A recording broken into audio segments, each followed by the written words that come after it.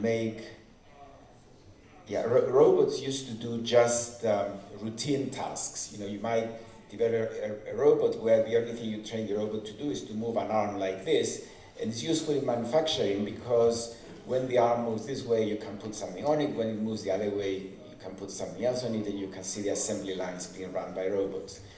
Now, however, artificial intelligence is being put into these machines, and that's what's new about it. Now, historically, we know that the foundation for economic growth is always new technology. There's no escaping from it. You know, there's new technology in agriculture that releases labor to go into the cities, new technology in industry that increases productivity, and so on. Disruption has always taken place in the sense that some jobs close down when new technology is introduced, they are made obsolete. Other new jobs are being created. Some companies go bankrupt, new companies are created. That's what we call about disruption in business. And my overall view that I'm going to talk about in more detail later on here is that we should always welcome new technology because it makes our country more competitive, it increases productivity and therefore income, and very often disruption needs to be dealt with by economic policy as well as by the business community itself. The best way to deal with it, most frequently, in most cases, is by a combination of action, if you like, a cooperation between the business community, the working community, the workers, and government. What the European Union calls the social partners, because in the European Union they like to emphasize society, but in fact here I'm going to emphasize more productivity and work. And again, when I say it in the final topic, I'm going to have what policy is good. I'm going to explain how policy can help with the business community. Now, how does it work? Finally, before I move on to the economics, essentially the way that artificial intelligence works is by feeding it massive amounts of data. It's what is now known as big data, about a single issue usually, and about the environment. Now that's where the internet comes in. On the internet you find data that doesn't apply just to small samples like we used to before when everything was manual, but it applies to the entire universe of that data. You know, it covers all the population of a country, for example, all the goods produced. And human beings are not good at analyzing all that data. Human beings are very selective. They take bits and pieces of data that suit them and analyze them, whereas machines give equal weight to all the data.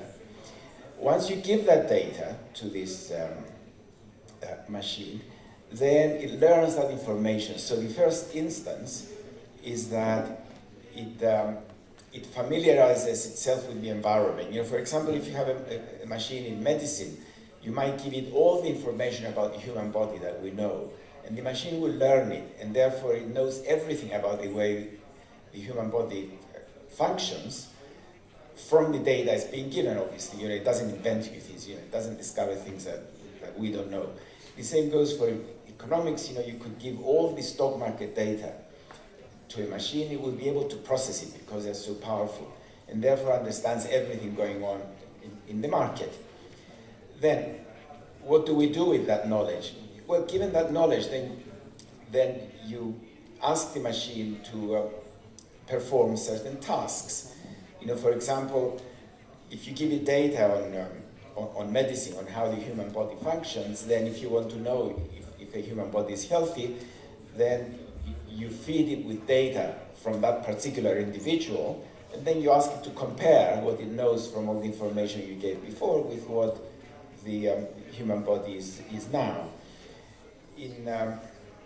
Equally in finance, you could give it all the financial information and ask the robot, if the central bank raised rates, what adjustments would be made in this financial portfolio, and therefore the central bank can judge more easily whether whether to raise rates or not.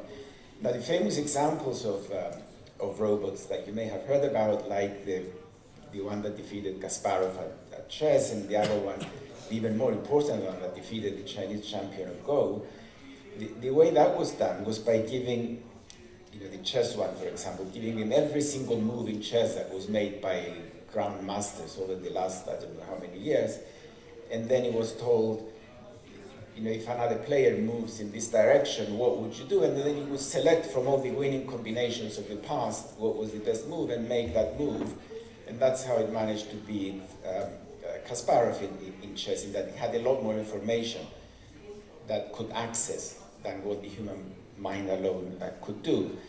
Now, of course, the disadvantage of machines that they can never be like human beings, that they can only do one thing at a time. If you ask that machine any other trivial question, like, if it's cold, how do I get warm? It will never be able to answer you, whereas a human being will immediately be able to know how to answer you. Just wear more clothes, switch the heating on. It's not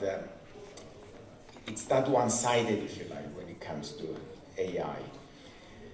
Now, it's getting a little bit too long and I want to move on, but initially robots were fixed and capable only of simple mechanical moves, but as I said, the breakthrough came when robots were detached from that simple status and they became free moving machinery.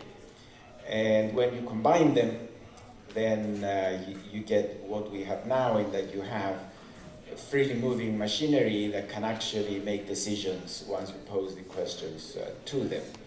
Now, let me now switch to economic growth and structural transformation. Now, what I'm going to talk about is macro, which is that how does the technology and the robots influence the performance of the economy as a whole. I'm not going to talk about company disruption, although there is a big literature on that. The McKinsey company, for example, has been instrumental in that. They've already written one book about disruption in companies.